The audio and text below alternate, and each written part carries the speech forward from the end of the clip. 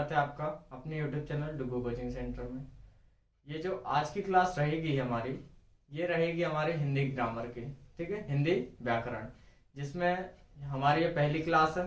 हम आपके लिए आगे जो 3-4 क्लासेज रहेंगी उनमें हम आपको नाटक एकांकी में अंतर, जीवनी आत्मकथा में अंतर, कहानी उपन्यास में अंतर और रेखा चित्र संस्मरण में अंतर और संधि समास में अंतर, ठीक है। ये जो आपकी आने वाली 4-5 क्लासेस रहेंगी, इसमें सिर्फ हम आपको अंतर ही अंतर बताएंगे, जो कि क्लास 6th से लेकर 12th तक के लिए, मतलब 6वीं से लेकर 12वीं तक के कक्षाओं के लिए बेहद जरूरी है, ठीक है। खासकर एमपी बोर्ड, लगभग सभी क्लासों में ये पूछा ही जाता है। खासकर बोर्ड 10वीं और 12वीं में ये जो टॉपिक है, ये अंतर आपको आते ही आते हैं, ठीक है।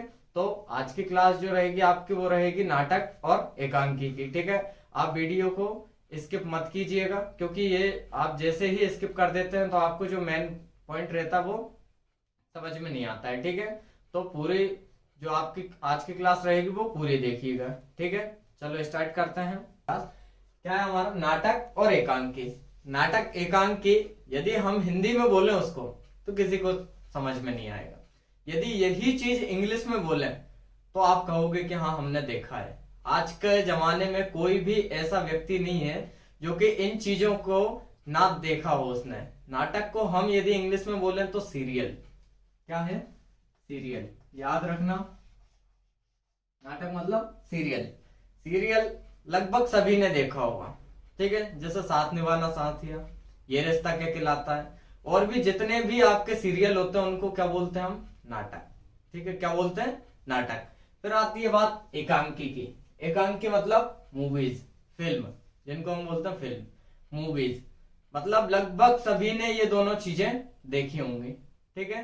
तो हम स्टार्ट करते हैं आज का टॉपिक, मतलब नाटक और एकांकी में अंतर, मतलब सीरियल और मूवीज में क्या अंतर होता है, इसको आज हम समझेंगे। याद रखना कि आपको इसमें सिर्फ 4 से 5 पॉइंट ही लिखना है, ठीक है। तो हम इनको समझते हैं। देखिए, पहला पॉइंट है आपका, नाटक में अनेक अंक होते हैं। यहाँ पे अंक का मतलब क्या है, अच्छे समझना। अंक का मतलब क्या होता है, अंक का मतलब होता है पार्ट। पार्ट मतलब उसके जो एपिसोड रहते हैं, ठीक है। जैसे कि आधे आधे घंटे के एपिसोड रहते हैं, किसी किसी नाटक में 1-1 घंटे के एपिसोड रहते हैं, और वो जो एपिसोड रहते हैं उनको हम बोलते हैं अंक। तो नाटक में क्या होता है, अनेक अंक होते हैं। क्या होते हैं, अनेक अंक, मतलब उसमें बहुत सारे एपिसोड होते हैं, ठीक है। मतलब और इसमें याद रखना है आपको सिर्फ कि नाटक में पहला पॉइंट है अनेक अंक होता है, मतलब उसमें बहुत सारे एपिसोड होते हैं, ठीक है। इसमें एकांकी में एक ही अंक होता है। एकांकी मतलब मूवीज में, ज्यादातर मूवीज में एक ही पार्ट होता है, ठीक है। आजकल जो मूवीज आ रही हैं उनमें जरूर उनके 2-2, 3-3 पार्ट बना देते हैं, लेकिन मूवीज में या एकांकी में कितना अंक होते हैं, सिर्फ एक अंक होता है, मतलब उनका एक ही पार्ट होता है। यहाँ हीरो जन्म लेता है और वहां पे विलन का जैसे ही विलन मारता है, एकांकी हमारी खत्म, मतलब मूवीज खत्म। उसमें सिर्फ एक ही अंक होता है, एक ही पार्ट होता है, ठीक है, एक ही एपिसोड होता है। याद रखना, इसमें एकांकी में एक ही अंक होता है, ठीक है। दूसरा है नाटक में, कि नाटक में पात्रों की संख्या अधिक होती है। जब नाटक में अनेक अंक होंगे तो उसमें पात्र भी क्या होंगे, ज्यादा होंगे। पात्र का मतलब जो उसका किरदार निभाता है, किरदार मतलब जो उसका रोल करता है। तो नाटक तो लंबी चीज चलती है, मतलब ज्यादा अनेक अंक होते हैं, उसमें बहुत सारे एपिसोड होते हैं, तो जो उसमें रोल करने वाले रहते हैं वो चेंज होते रहते हैं। तो उसमें नाटक में जो पात्र रहते हैं वो क्या होती है, उनकी संख्या अधिक, ठीक है, बदलते रहते हैं वो। फिर एकांकी में पात्र नाटक की अपेक्षा कम होता है। ऐसा नहीं होता कि एकांकी में भी पात्र कम हो, ठीक है, ये नहीं लिखना है हमें कि एकांकी में पात्रों की संख्या कम होती है। एकांकी में भी ज्यादा होती है, लेकिन नाटक की अपेक्षा, नाटक की तुलना में क्या होती है, कम होती है, ठीक है। तो दूसरा पॉइंट इसमें क्या होगा कि एकांकी में पात्र नाटक की अपेक्षा कम होते हैं, मतलब इसके नाटक की तुलना में एकांकी में पात्र कैसे रहते हैं, रोल करने वाले कम रहते हैं, ठीक है। अगला तीसरा पॉइंट आता है आपका, नाटक में मुख्य कथा लंबी होती है। मुख्य कथा मतलब उसका जो कहानी रहती है, मतलब उसका हमें समझ में नहीं आता उसकी कि हो क्या रहा है, ठीक है, समझ में नहीं आता है। उसके बाद कि उसकी जो है वो कहानी क्या है, उसका उद्देश्य क्या है नाटक का, मतलब कुछ भी घटना होती है उसके बाद कुछ भी दिखा देते हैं, ठीक है। इसमें नाटक में मुख्य कथा लंबी होती है, मतलब सालों साल चलती रहती है, ठीक है। उसकी जो कहानी रहती है वो सालों साल चलती रहती है, इसलिए उसकी मेन जो पार्ट कहानी रहती है वो क्या होती है, लंबी चलती रहती है। एकांकी में एक ही कथा होती है, ठीक है। मतलब एकांकी जो रहती है मूवीज, उसमें सिर्फ किसी एक ही कहानी को बताया जाता है, ठीक है।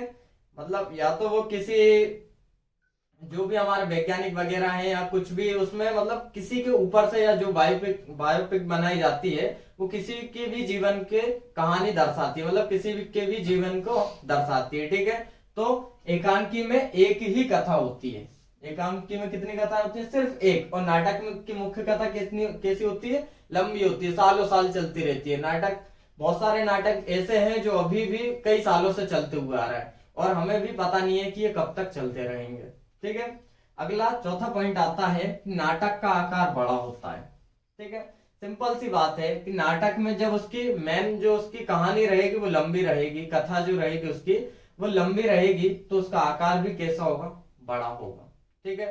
मतलब सालों साल चलता रहेगा। और वो बड़ा ज्यादा हमें इसलिए भी लगता है, जो हमारी रहती है वो लगभग 3 घंटे में खत्म हो जाती है, लेकिन नाटक में ऐसा नहीं होता। नाटक में हमें पार्टों में दिखाया जाता है, मतलब उसके जो अंक रहते हैं वो अनेक होते हैं, वो बहुत पार्टों में दिखाया जाता है। आधा आधा घंटे का एक पार्ट बनाते हैं, इसलिए वो हमें कुछ ज्यादा ही लंबी लगती है, ठीक है। तो नाटक का आकार कैसा होता है, बड़ा होता है, ठीक है। और एकांकी का आकार सीमित होता है, ठीक है। क्यों, क्योंकि जब उसकी कथा वस्तु ही एक होती है, उसमें एक ही कथा होती है। एकांक नाटक में तो बहुत सारी कथाएं होती हैं, ठीक है। एकांकी में एक ही कथा होती है, तो उसका उस कथा के अनुसार उसका आकार कैसा होगा, सीमित होगा, ठीक है।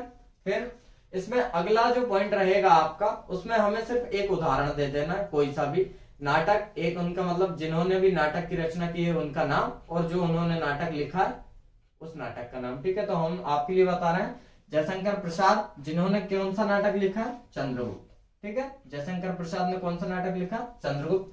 और एकांकी जो रहेगी वो आपके भारतेंदु हरिश्चंद्र ने लिखी है, अंधेरी नगरी, ठीक है। कौन सी, अंधेरी नगरी, ये आपको एक दे देना। और बाकी इसके अलावा भी आपको जो भी लगता है कि हाँ ये पॉइंट भी हम लिख सकते हैं, जरूरी नहीं है कि जो हमने बताए हैं आप वही लिखें पेपर में, आपके अनुसार लिख सकते हैं, ठीक है। एक बार और इनको रिवाइज करते हैं। देखिए नाटक में पहला पॉइंट क्या है हमारा, नाटक में अनेक अंक होता है, एकांकी में एक ही अंक होता है।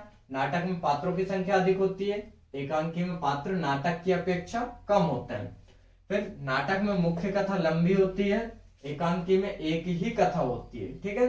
अगला है आपका, नाटक का आकार बड़ा होता है और एकांकी का आकार सीमित होता है, ठीक है। फिर हमें देना है एक नाटक लिखने वाले का नाम, मतलब जिन्होंने एक नाटक की रचना की है और जो नाटक का नाम लिखा है उन्होंने, ठीक है। तो जयशंकर प्रसाद, इन्होंने क्या लिखा है, चंद्रगुप्त, ठीक है। और इस साइड एकांकी में भारतेंदु हरिश्चंद्र ने एकांकी लिखी है, अंधेरी नगरी, ठीक है।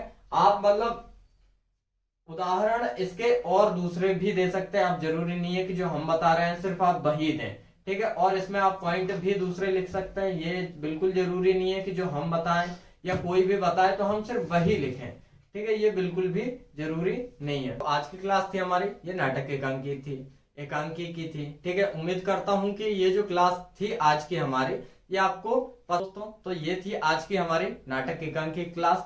हमें कमेंट करके जरूर बताएं कि आज की क्लास आपको कैसी लगी। हमारे चैनल को सब्सक्राइब करें, वीडियो को लाइक करें, और आगे आपको जो भी अंतर पढ़ने हो, हिंदी ग्रामर से संबंधित जो भी आपको समस्या हो, आप हमें कमेंट करके जरूर बताएं।